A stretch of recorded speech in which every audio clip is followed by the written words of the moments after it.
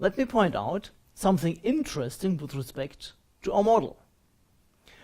Between the blocks in the model, we can follow the signal lines in the indicated direction, and within the blocks, we move from input to output. And by doing this, we return to our starting point. Let me try to illustrate this. Yeah.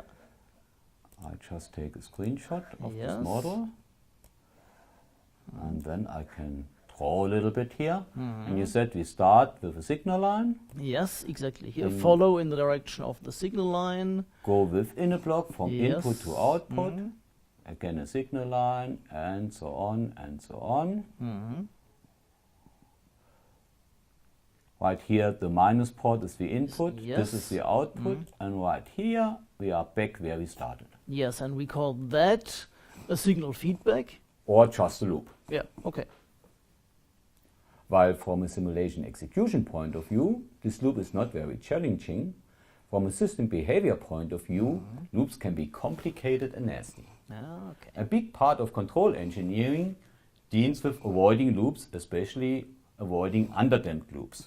And I can show you an underdamped loop if I add right here another integrator, copy and paste an integrator, and if you run such a system, have a look at this. Oh, This looks very strange, nasty, and if we do an if we auto zoom, you zoom see, it- right here we had some behavior, and right there And it's, here it's- always getting worse. Yeah.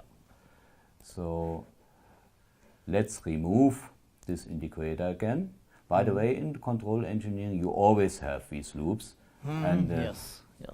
the big magic of control engineering is to design these loops that you don't get these oscillations. But now let's remove this integrator again. First for simplicity, and second to resemble our go true back physical to our model. system. Okay. Okay. Peter, if you please double click on any transfer block, Yeah. go to the help page and scroll down, please. Right here we see a very important property of a transfer block, whether or not it does provide direct feed-through. A direct feed-through value of yes means you need the input value of this block at time t to tell its output at the same time t. Okay. So far the integrator is the only block we have seen that does not have direct feed-through.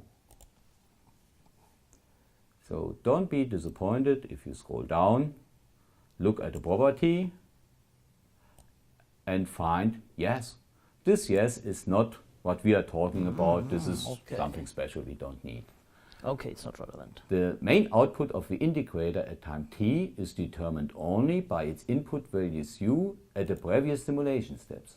The input at the current time t does not influence the output at time t. As long as you have at least one block without direct feed-through in a loop, the numerical steps to solve the system are straightforward. You can calculate block by block. You just have to refer to the initial condition of the integrators at the first simulation step. Okay. If we have a look at our loop, we can classify our components. We show blocks having the direct feed-through property in red, blocks lacking this property in green.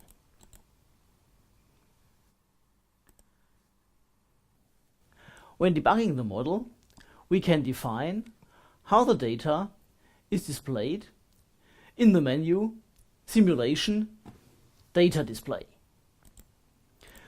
We define that by clicking on a signal line, value labels can be switched on. We can do that right now.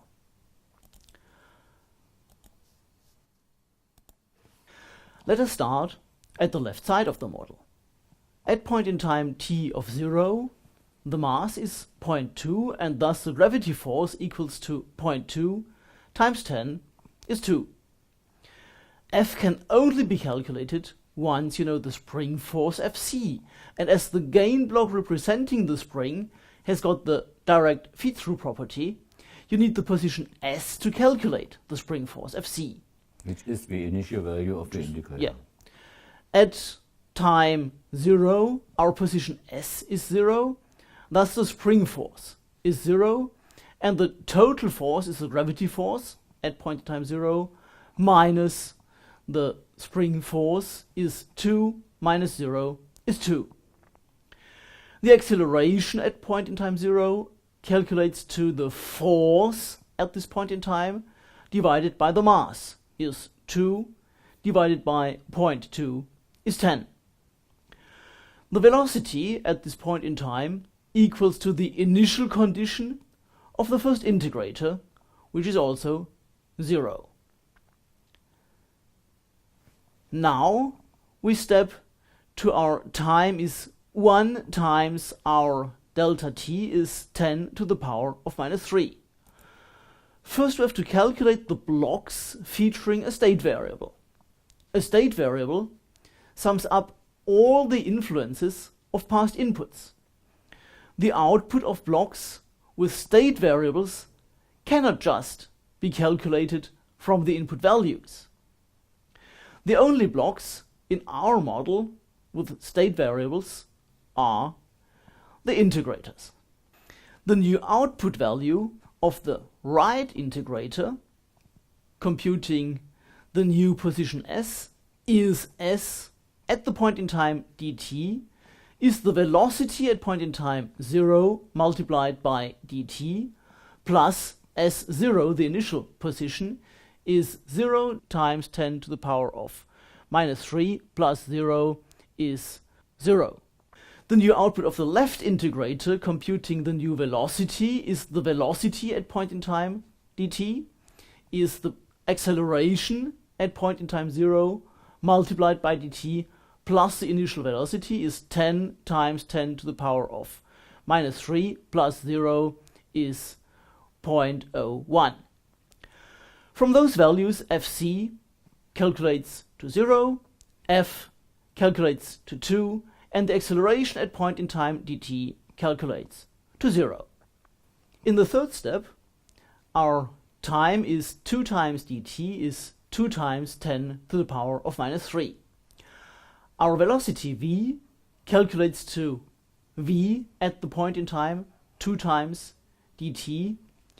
This equals to the velocity at the point in time dt plus the acceleration at the point in time dt multiplied by dt, which is 0.01. The position at the point in time 2 dt still calculates to 0, and so on.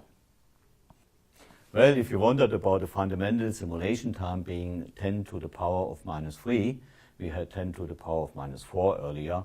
I just changed it on the way so we could see bigger differences in the simulation steps. Ah, okay.